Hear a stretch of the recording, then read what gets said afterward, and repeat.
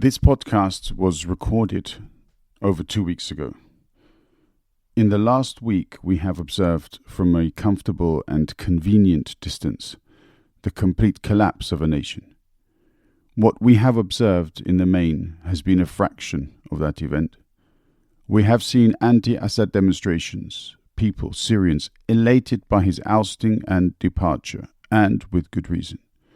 We have seen jubilation in Western political arenas for a job well done, as though this was the aim all along, and whatever preceded this event was all a part of the plan. We haven't seen the relentless bombing by Israel. We haven't seen Turkey-sponsored brigades attacking communities in Aleppo and beyond.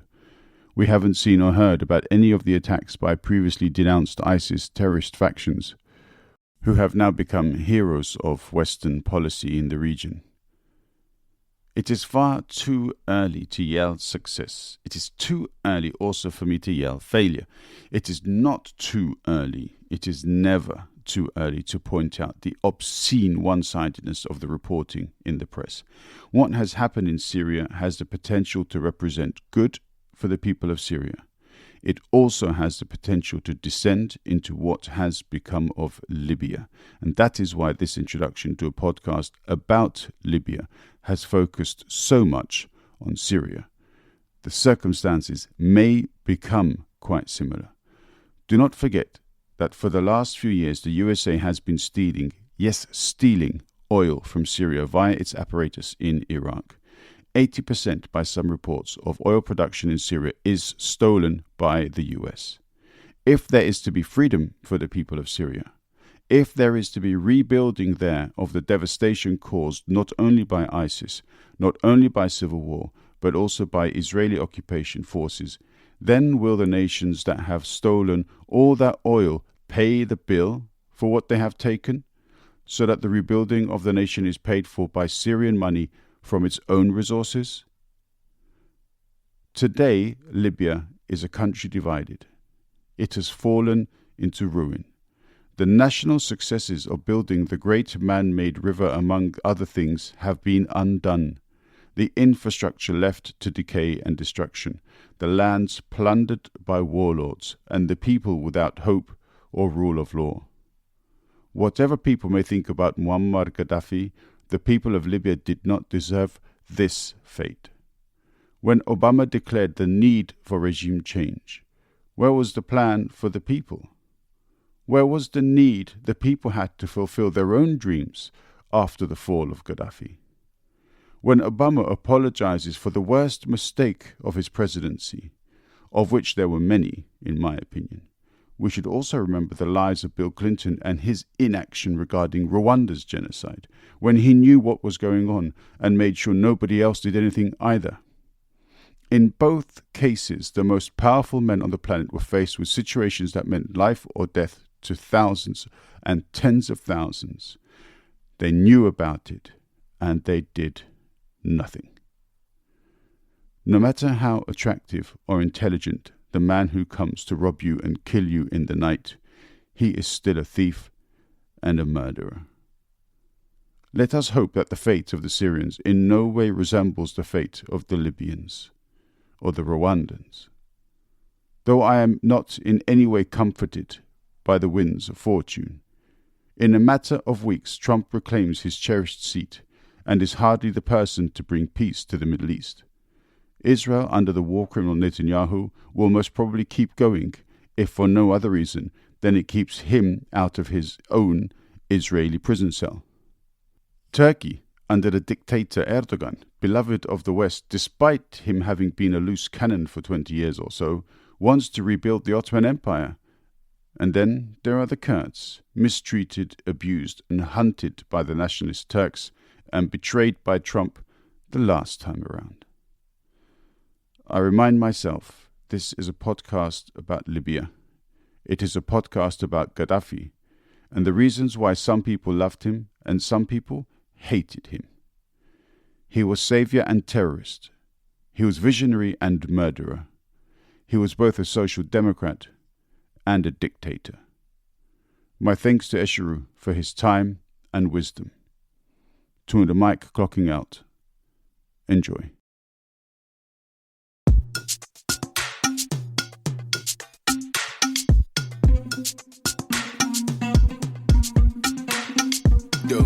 Chepek kuduelo mabiro etu under mic. Dung parodit kod jok mawuoye etu under mic.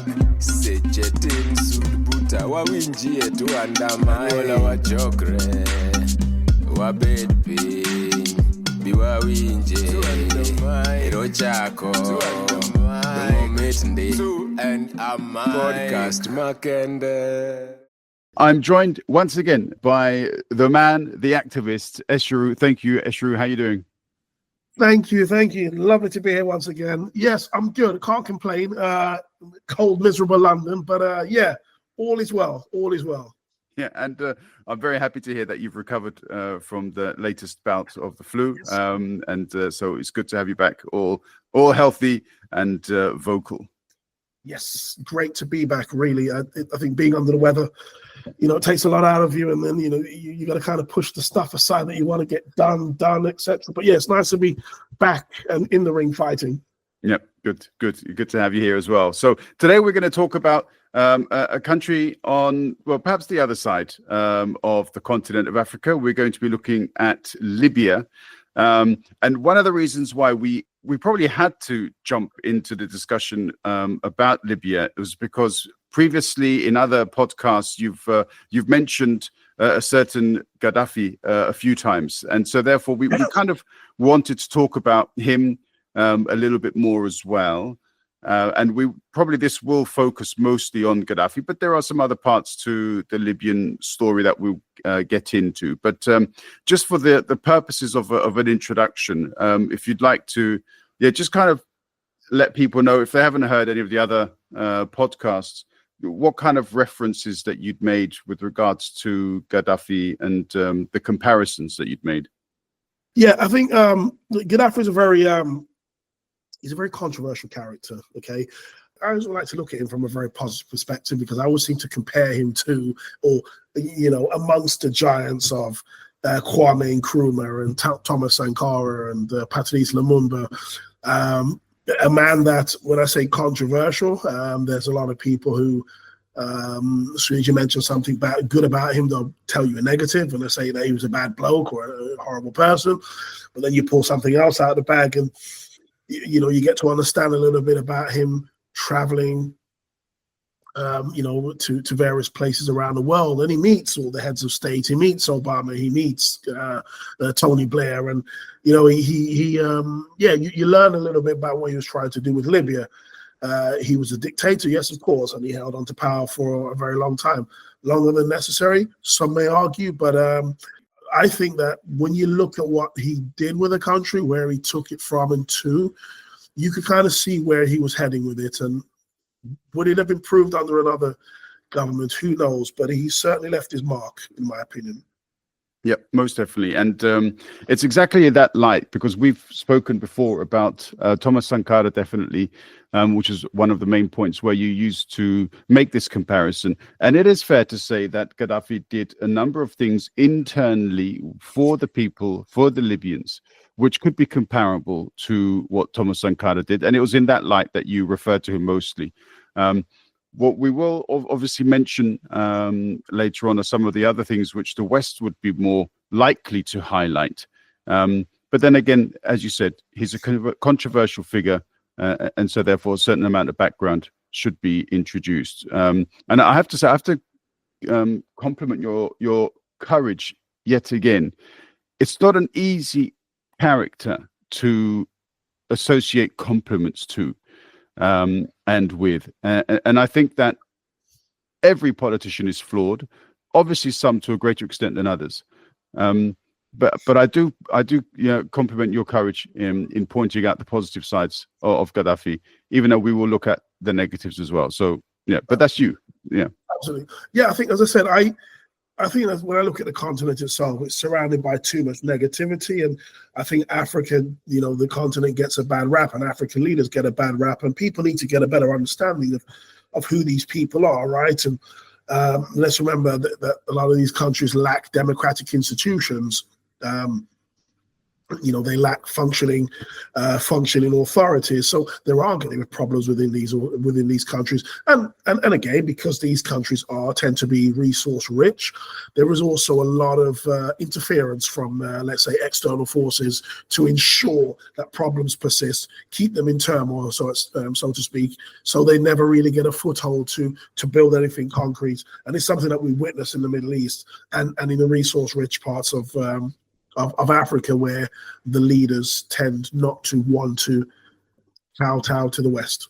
Yep.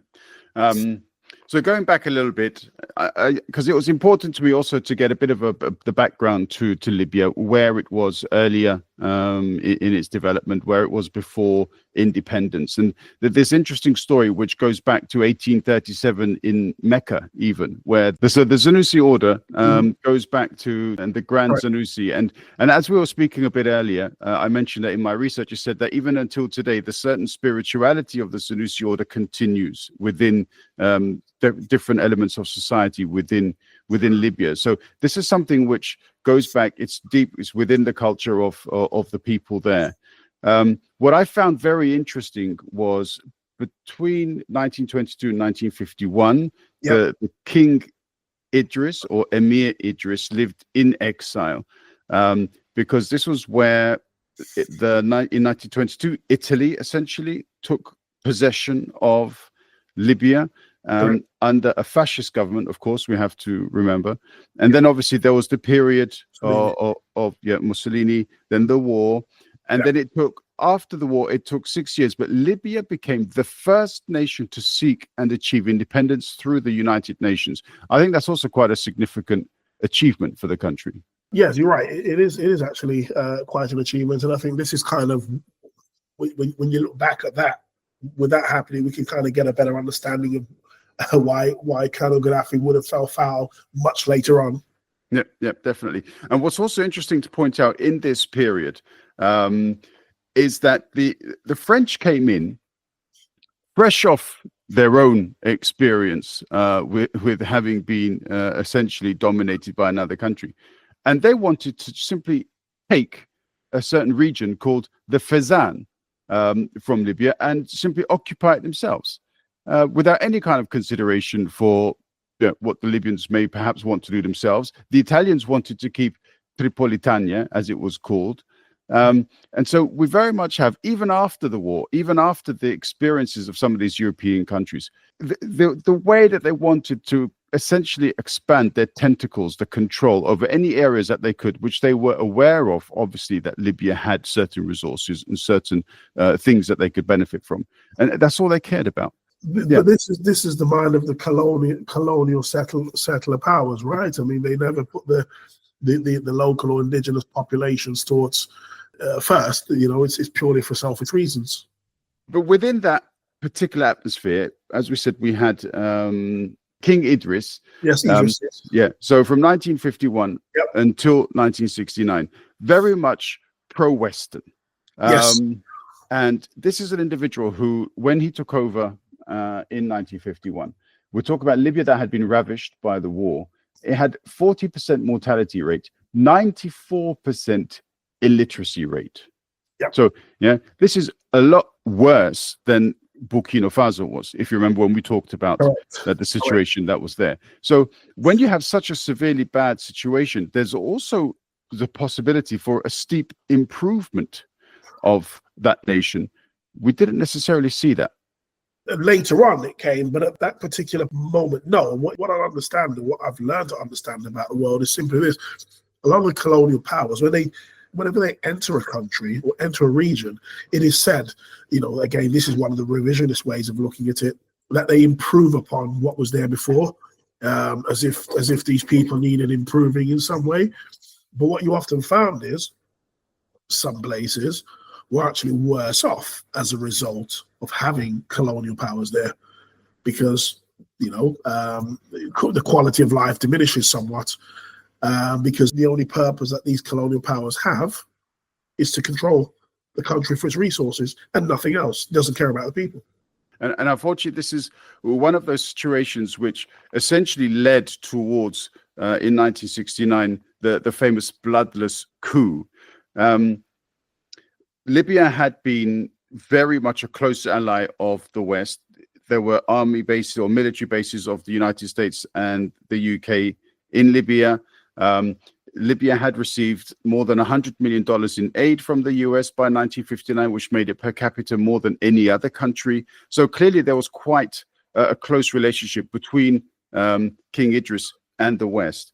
And coming at a time when there were heightened, shall we say, conflicts between Israel and other Arab nations, this pro-Western perspective was problematic for the Libyan people. Well, let's take a look, right?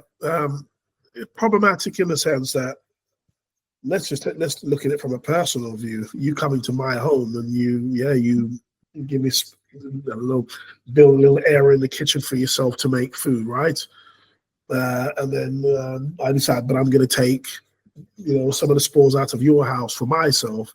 I mean, of course, it doesn't sit well with the people of the country, right? So there may have some level of order and less chaos, but does it benefit the people as a whole? And history is dotted with these experiences or these different instances where the West have gone into many different countries, were in the countries. I mean, Iran is another example of that. Very pro-West, West friendly, but the West was only there for the oil, and the people themselves weren't really benefiting as a result. And it's a very similar situation to Libya. Yeah.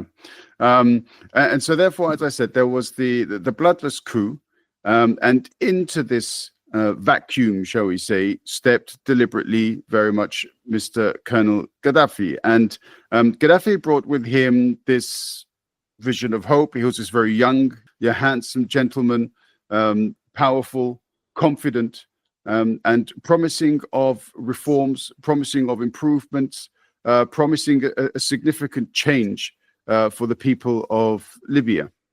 100% correct. Yes, he, young, good-looking, dashing, yes, full of promise.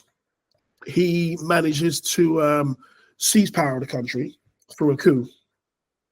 He said it was bloodless, and he ran the country for, say, probably the best part of a decade before the problems really started for him. Yeah, I mean, one of the first things that he did was he removed British and US military bases. This was practically the year after. This was in 1970. Correct. He also expelled, now this was an interesting chapter to read. He expelled Italian and Jewish community members in 1970. Now, we have to remember, obviously, Libya was occupied by, or it was a colonial possession of Italy.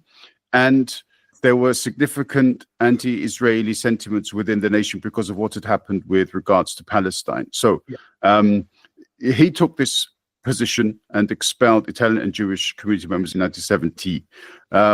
In 73, and this was something which kind of reminded me of Mossadegh, he nationalized foreign-owned petroleum assets in the country.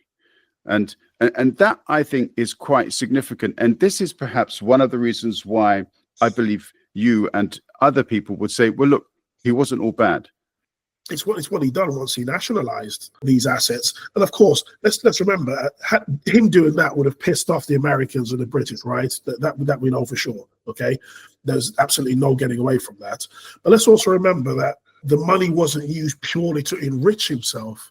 Yeah. Long story short, he took the literacy rate and the infant mortality rate from where they were, 40 and 94%, to one of the most successful on the continent of Africa, and one of the most wealthiest, right? So he didn't just enrich himself. And I mean, there's scores of things that you've read about what he's done over the time that he was in office. I mean, education and medical treatment, for example, was free in Libya. I mean, a whole host of countries where it's free. It's not free in the US, and it certainly won't be free in the UK very soon. So, yeah. Yeah, indeed. And as you say, he also, what was interesting was that He's against communism because he wanted to introduce Islamic law into Libya, and so therefore he wasn't somebody who was going to embrace communism, which is very much an atheist political ideology.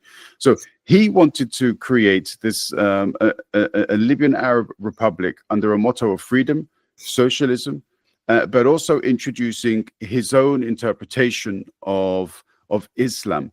And this is quite interesting as well to read, because other Islamic countries didn't really appreciate his interpretation of Islam.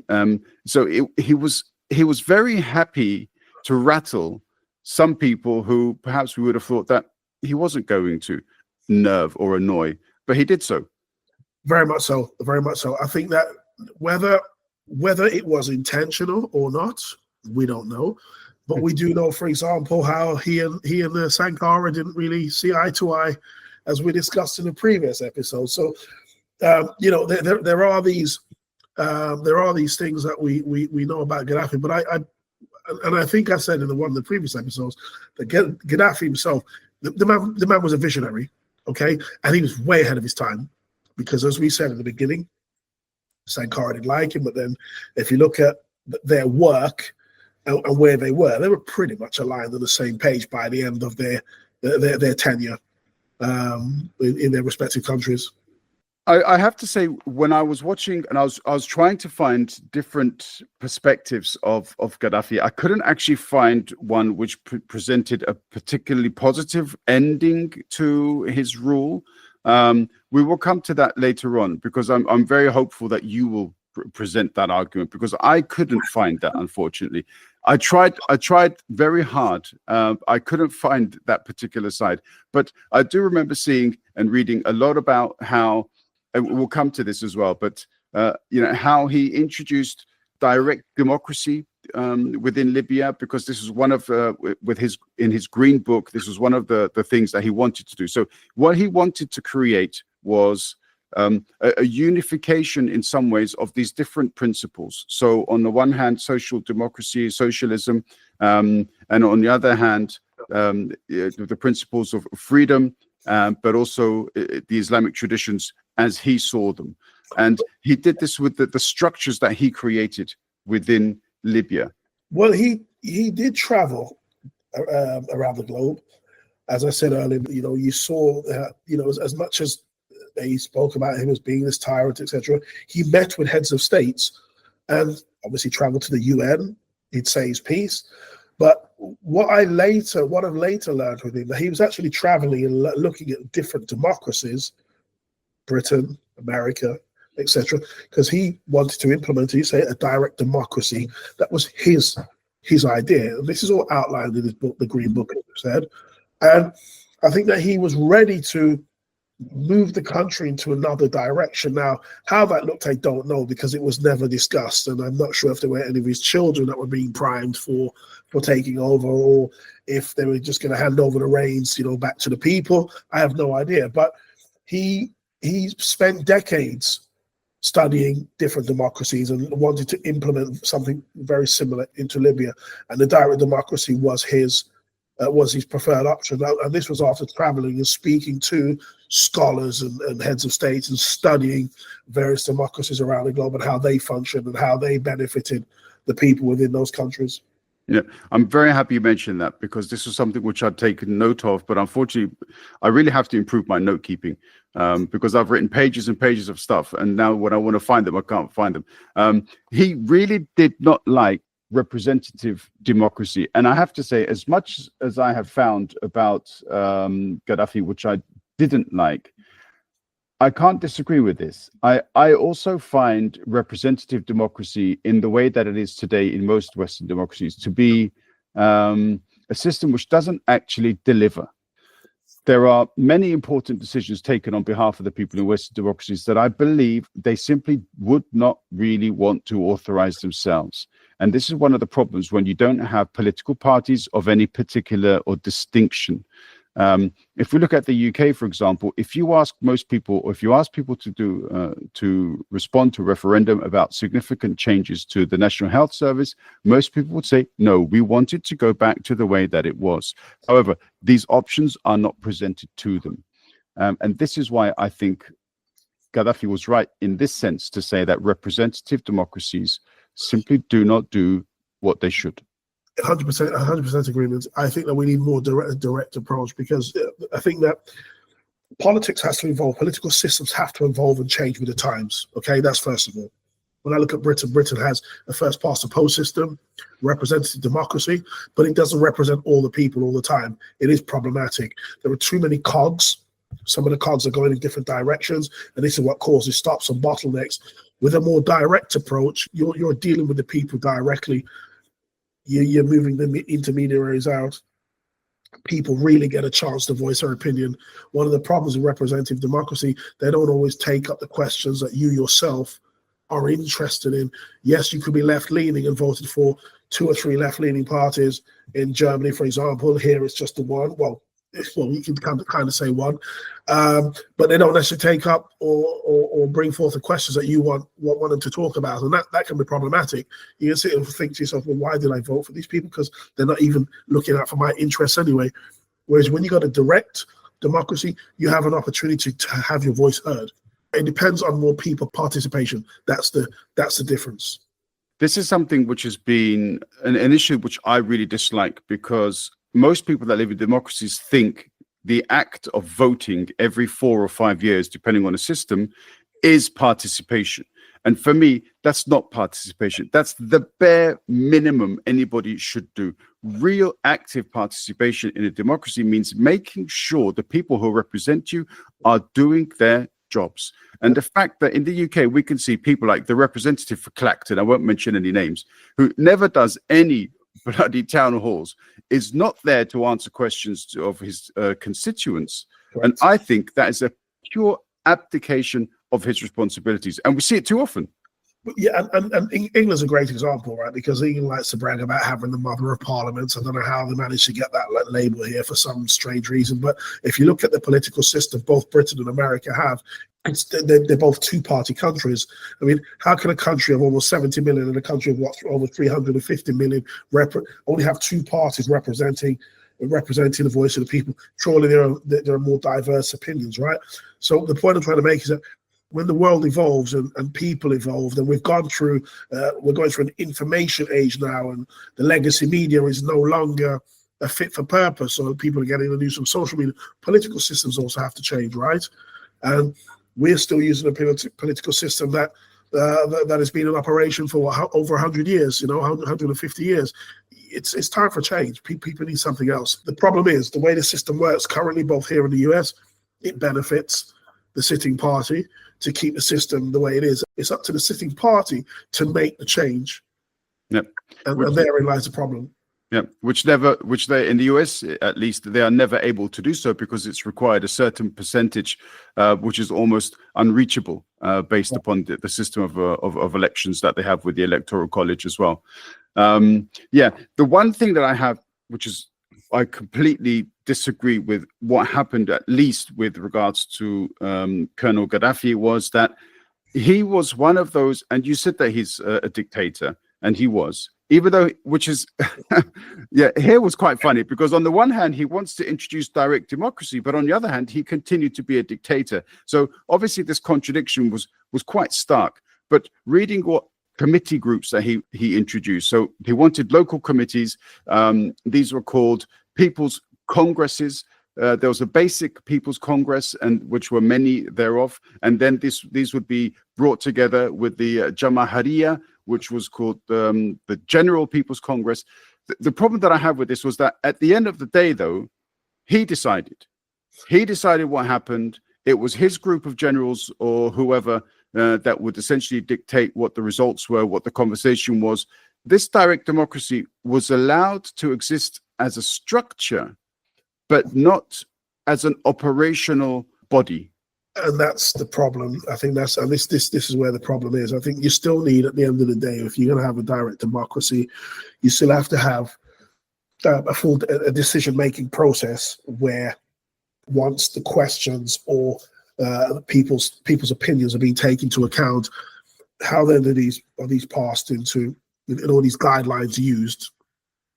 What should really, it should not have been his generals. It should have really been representatives picked by the people to represent.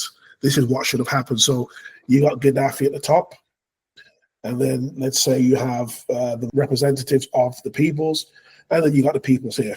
And these people then, work in the interest of, and that's where it should have been. And then it would have been more accurate instead of having his generals who ultimately work for him. And it seems that he's very much a person who wanted to be loved. The problem that these kinds of people have is that they find it very difficult to accept criticism. And this is one of the chapters which I found particularly distasteful. And let me quickly try to find the year. So on April 7th, 1976, students carried out mass demonstrations against the corruption of his regime. And they demanded the election of a civilian government. Arrests were made. However, a year later, so 1977, students were executed. And the thing is, this exercise continued every year until the 1980s. And for me, we've seen it recently with American students demonstrating against the genocide in Palestine. We saw the way they were treated by the American government and police forces there. We thought that was absolutely horrific. But this is obviously a different level. Horrible. Yeah, and this is a side of Colonel Gaddafi that we don't hear much about, right? It is horrific that people went this way, and I have really no arguments against it. There's nothing I can say because I don't agree with those methods. Yeah, it's horrendous. That's what I can say simply about that. I mean, you and I, we very much are people who we love the youth. The young people are the future of every society. Yep. They need to be supported, they need to be protected, they need to be encouraged. Correct. To voice political opinions, even if those opinions are against what we think to be correct, because that is what young people should do. Yeah, 100%. They need to push the boundaries because they're in a different phase in their lives than where we are, and they're seeing things in a very different way. They are the future. And many of us in the age that we're at, we're not coming to the end of our lives by no means, but we see the world in a very different way. So the young people should be not only pushing the boundary, but they should also be given, taken more seriously, in my opinion. Their counsel should be sought after. Certainly when it comes to political questions. And it's one of the things that, certainly seeing Britain through the whole Brexit lens, the people that got screwed the most out of all of this, were let down, I should say, probably a better word, were the young. The majority of the voters were quite old, and this is not. I'm not being ageist here. I just want to get that out there for our elder listeners.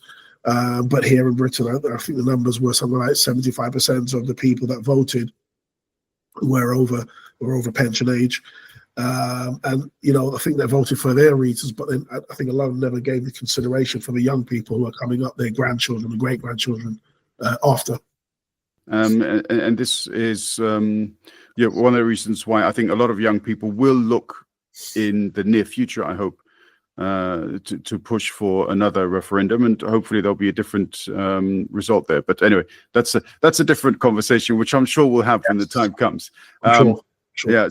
So now that I've been so severely critical of Gaddafi, and I will be critical again later on, but in 1984, he begins a project called the Great Man-Made River, which I think you are the first person to have told me about this, and so therefore I think you're really supportive. You really enjoyed this project, didn't you?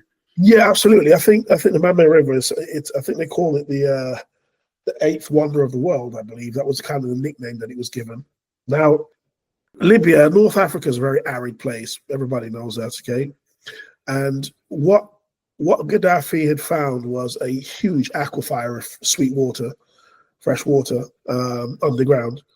And he decided that the people who were in the towns and villages that had wells would be able to get access to water directly to where they were living. Now, I can't say for certain if the water was delivered to their houses or if the water was delivered to villages or in abundance. But what he done was he decided to embark on a project to tap into the aquifer, which meant drilling down, tapping into the aquifer and then drawing the water out. Now, he was approached by, I'm not sure if it's the IMF or the World Bank, but he was approached by one of these institutions. As we know, they're both headquarters in the US. And he was approached and he thought to borrow the money or part borrow the money in order for him to be able to fulfill his request.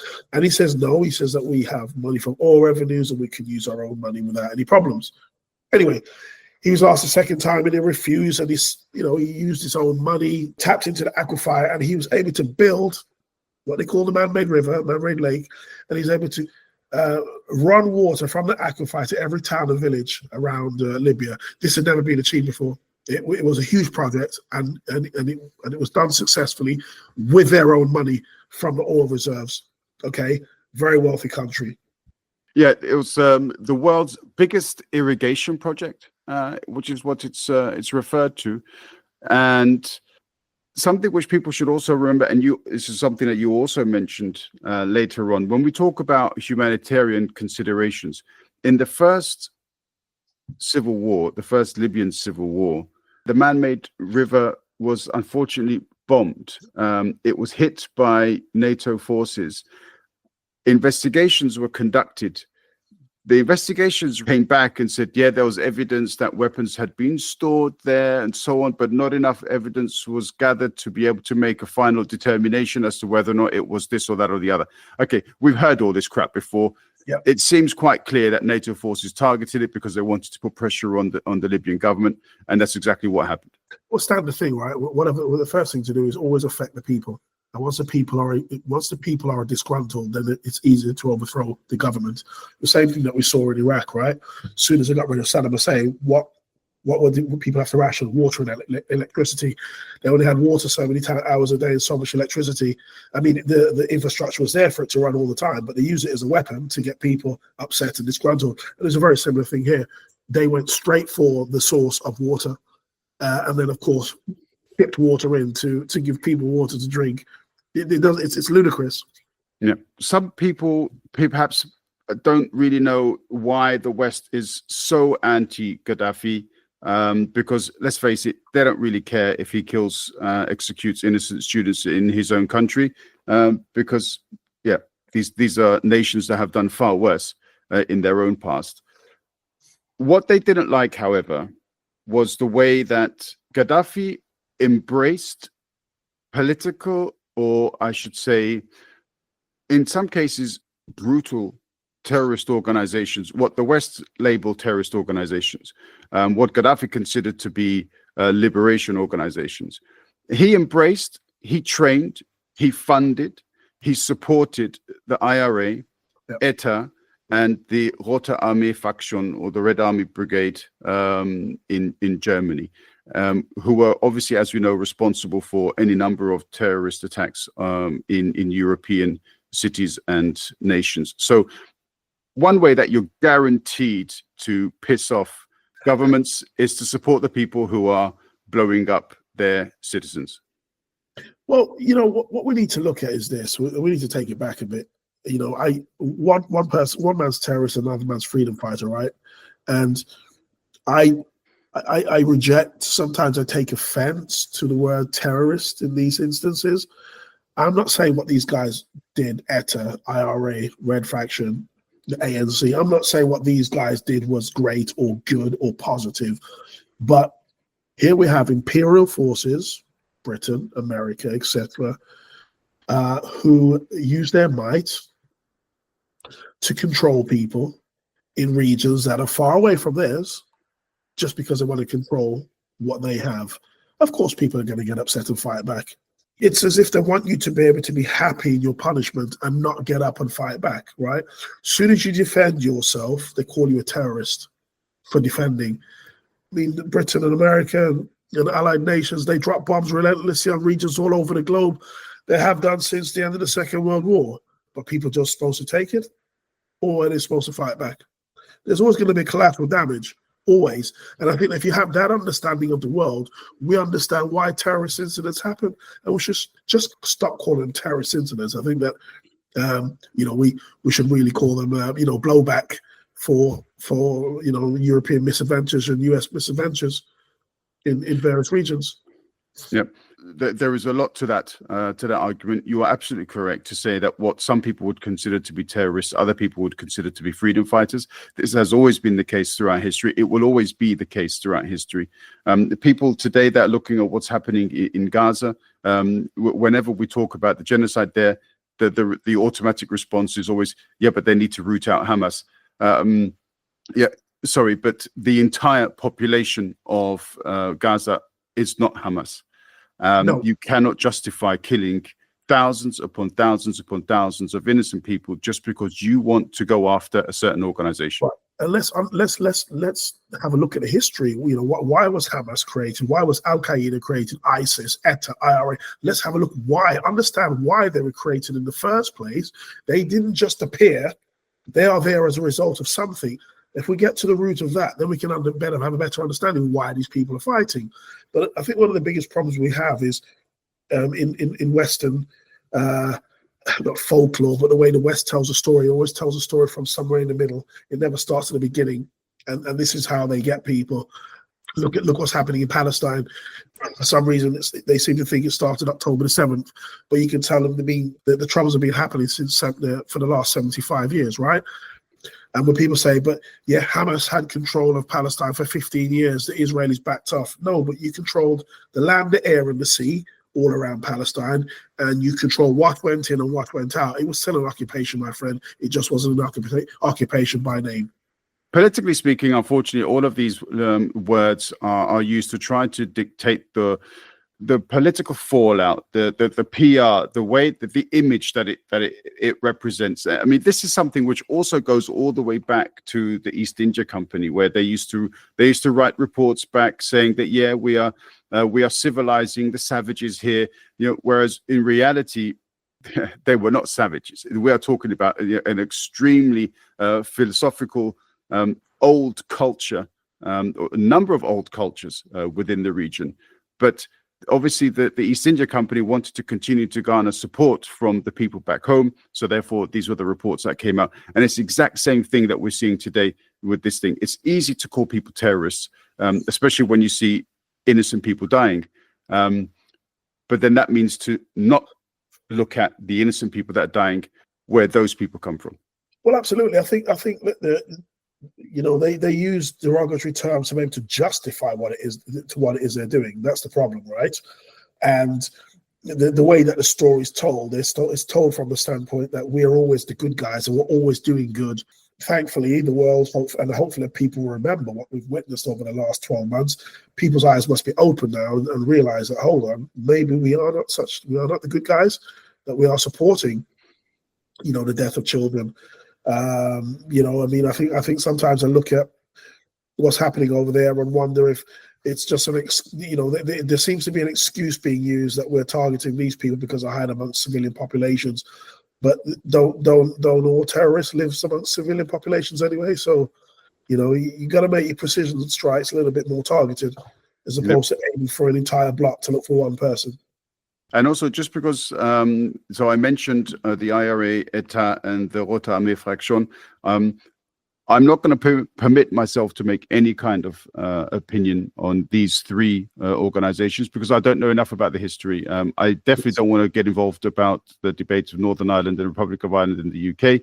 Yep. I don't know enough about it. Neither do I know enough about ETA, nor do I know enough about what the Rote Armee Fraktion. It was just a question that these were three of the organizations within my research, which I discovered that Gaddafi had supported. And obviously this pissed off a lot of the Western countries. So this is one of the reasons why they wanted to go in and take him out, I guess. That's right. 100% correct. Yeah. On top of that, what I found to be pretty interesting is that he wanted to initially introduce Pan-Arabism. I think that was the term, but that didn't work out. Later on, he changed tack and he went into Pan-Africanism. And he put his money where his mouth was. He invested significantly initially. I think 1/3 of the entire budget that was created in a certain year was presented by Libya. That's a serious amount of cash. He wanted to improve infrastructure. He wanted to improve education.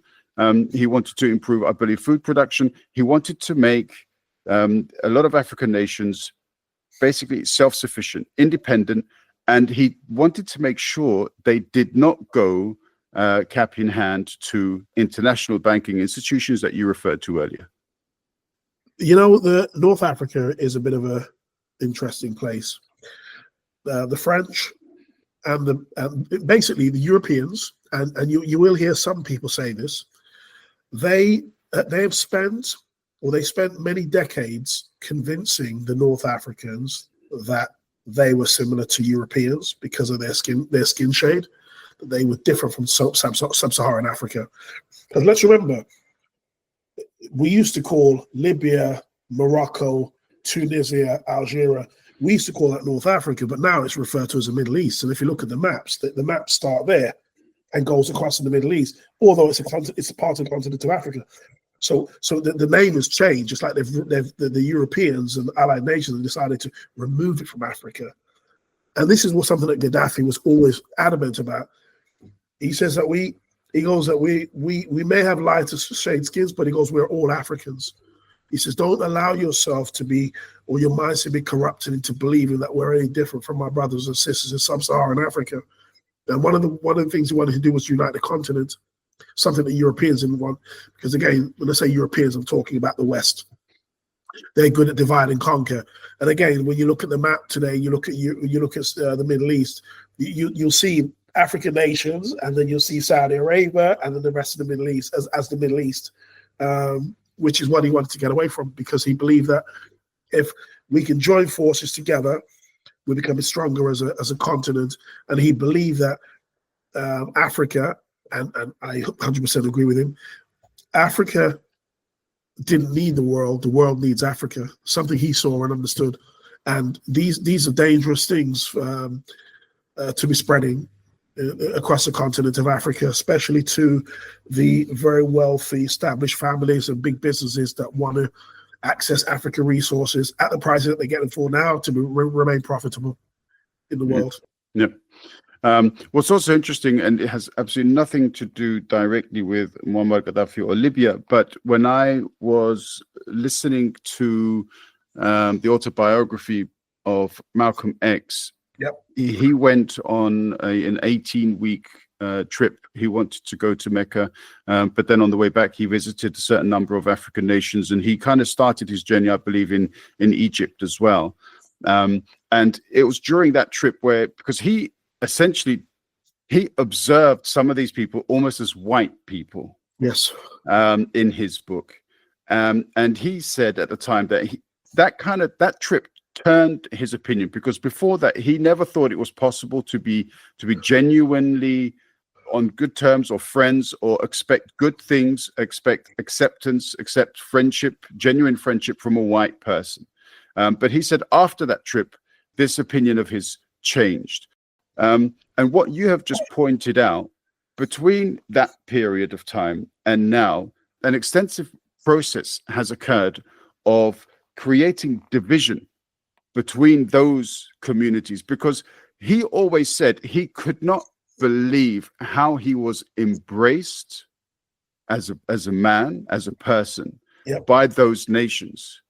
So what's happened since then? I think that we went through a period where people globally from various different countries started to find each other through their struggles. We started to ally ourselves with struggles. This of course is a problem. It's problematic for the establishment. They don't want people joining forces and being together. I mean, I just use Brexit as a prime example, right? Brexit it has trapped the majority of people on this island, so they can't leave and walk freely amongst their European brothers and sisters. But those with the wealth are able to walk freely, so they've trapped the majority. But if you're allowed to, and a very similar thing with the rest of the world, where people were able to connect and move together, they've started dividing us, because we have definitely gone through a shift over the last, not even 10 years, just the last 5 years. When I look at the rise of the far right, how it has been allowed to rise very slowly in the background. They now occupy corridors of, they walk and occupy top positions in the corridors of power, business, finance, politics, you name it, media, and that is favored over you and I connecting, because we have a similar struggle 3,000 miles apart. And one can speculate why and who and all the stuff in the shadows, but it's clear to see that that is being favored. So going back then to Gaddafi, towards the final years, there were certain portions, at least, of the Libyan people who were turned away from him. The corruption that they saw, he did become quite a difficult person to understand. Very flamboyant in the way that he dressed, and the way that he communicated. Yep. Some would perhaps say arrogant. It kind of coincided a bit, I think, with the Arab Spring. There was this sudden rejuvenation. People wanted to seek change. Now, I'm hoping that you are much more informed than I am. Was there perhaps also a certain degree of foreign influence with regards to the way that Gaddafi essentially was considered by different portions of his people? They were blamed for a bombing in West Berlin back in 1986. So it wasn't without its troubles. And then there was a flight that blew up over Lockerbie, Scotland in 1988. A bomb exploded. A French airliner over Niger. 6 Libyans were convicted for that. And again, I think then we had the trial of Lockerbie in 2001. Libya, I think of course they went through a series of sanctions after that point, and then slowly things started to kind of, warm up again after all these problems, because I think Gaddafi, after I think 2003, the UN Security Council, they voted unanimously to lift the sanctions imposed on him after 92. And then there was a thawing of relations. So he meets, I think it's Tony Blair in 2004. He meets Berlusconi. He meets Condoleezza Rice. He meets Obama, and things start to slowly thaw. And I think that it was around, just before that time, we had the Arab Spring happened, or just after, rather, the Arab Spring, and I think that people had enough of these brutal regimes, but at the same time, I believe there was an unseen hand in there to ensure that whoever left office and came into office would continue to take care of Western interests. Okay, and I think that in terms of Gaddafi, I don't think that after his the thawing out and good relations, I don't think the West entirely trusted him as a result, and this is when things started to go sour again for him. In the same way that we see Iraq today, in the same way that we see to a great extent Syria, even though we've spoken about this, but in the same way that we see today in Syria as well, after Gaddafi was killed, the country has fallen apart.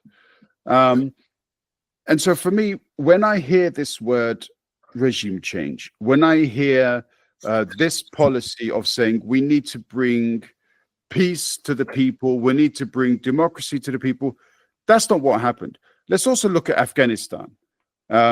Look at the situation now for the people in Afghanistan. Look at the situation that the women are now having to face every day by the brutal regime of the Taliban, when they're not even allowed to speak public position. This kind of stuff for me is horrific. And Libya, it's not that far. It's absolute chaos. Warlords rule everywhere. Yeah, it's a failed state. And the thing is with Libya, you'll not hear the Americans or the British talk about Libya in a way that would let you know that they had something to do with the change in the country. That's the problem. You've heard the stories about all these young black men who were escaping sub-Saharan Africa that ended up in slave markets in Libya and being sold to highest bidders on the slave blocks, as it was, 150, 200 years ago. These are the stories that you hear coming out of Libya.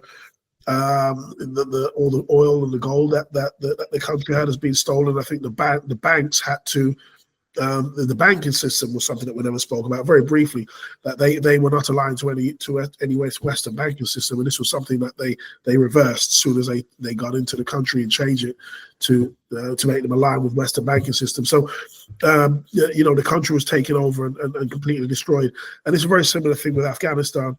And it brings a question: once the West has gone somewhere and leave, do they improve on a place, or is it worse? We can argue till the cows come home, but the evidence is there for many of us to see that Libya is not in a better way today than under Gaddafi.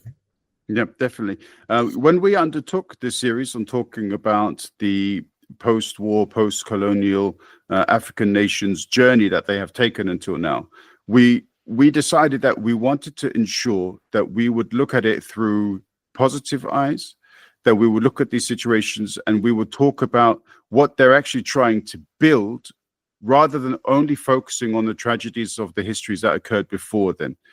Unfortunately, when we look at Libya, we cannot see that positivity, because that any kind of positivity that the country could have had, should have had, with the wealth that they invested in themselves, was completely taken away from them.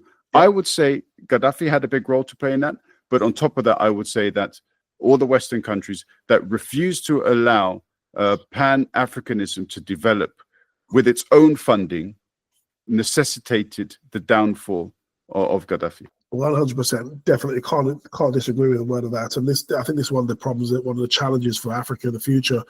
I spend a lot of time on X, what was formerly Twitter, talking to a lot of people who tend to be right-wing in their opinion and bigoted. And one of the things that keeps coming up, a reoccurring question, is why can't African countries take care of their own? And you even hear some black people say we need to stop blaming the West for Africa's problems. But when you have some nations in Africa that do exactly what the West wants of them, and they're left alone and they're funded, receive aid, etc., and then when you have African nations that decide they want to do things for themselves, this is when the problems start. Now, Mali, I read this morning have made some more moves in getting rid of the French, Burkina Faso, Niger. These are countries that are really pushing the boundaries and saying, you know what, no more. But attempts are being made on the lives of some of the leaders of these countries already. All of them being unsuccessful, thank goodness. But I can only hope that the rest of the continent takes something from what these guys are trying to do in these countries and realize that Africa doesn't need the world. They can do everything for themselves. They can feed themselves. They can develop for themselves, and stop allowing the more influential nations to decide your internal policies. They did that in 1884, the Berlin Conference. It's brought you where you are today. You're not in a good place for it. Look forward and work together to build for yourselves. That's the only way Africa will get ahead.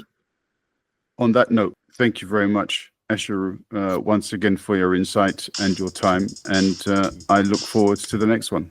Thank you for having me. And Mike.